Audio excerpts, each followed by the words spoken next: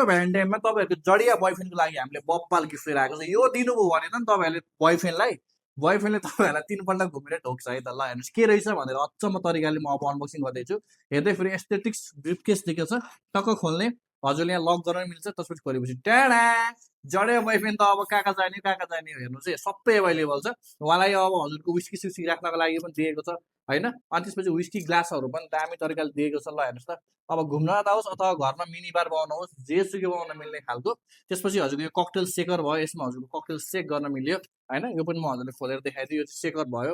त्यसपछि अब बोयफ्रेन्डले too much दारू खान्छ भने चाहिँ अलिकति अड्कलेर खाए भन्नको लागि चाहिँ यसमा टक्क हजुरले पेक अड्कल गर्न मिल्यो है, यसलाई जिगर भन्यो। त्यसपछि टङ भयो आइस चेप्नको लागि।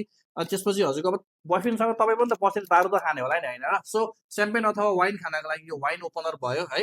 अनि त्यसपछि यो नर्मल यो बियर ओपनर भयो।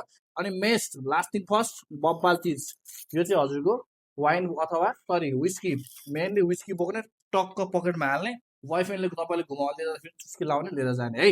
सो बब्बाल खालको हामीले यो बार सेट लिएर आएको छौँ। बोयफ्रेन्ड मात्रै होइन, अन्य घर घुम्न आँदा सबैको लागि युजफुल हुने खालको यो ब्रिफकेस सहितको बब्बाल कम्बो सेट लिएर आएको छौँ। अर्डर गर्नु होला भ्यालेन्टाइन स्पेसल भनेर हामी लिएर आएको छौँ है त।